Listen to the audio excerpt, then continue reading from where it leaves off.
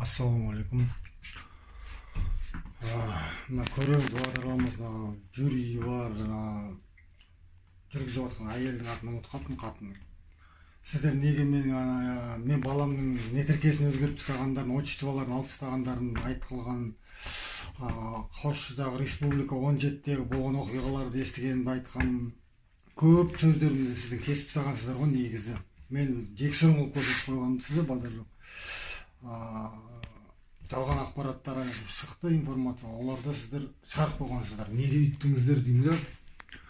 Сол кезде біз судьядан шыққан кезде қасында отырған қатынды мысалы мен қанша жерде тасығанын, түнде сол маған звондап балаң ақша әкеліп бер деп айтқан сөздерімді кесіп тастағансыздар.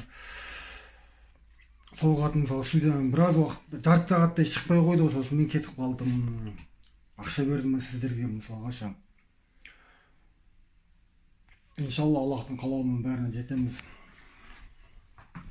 Көресіздер ғой. Бірақ неге кесіп тастадыңыздар көбіне сөздерімді?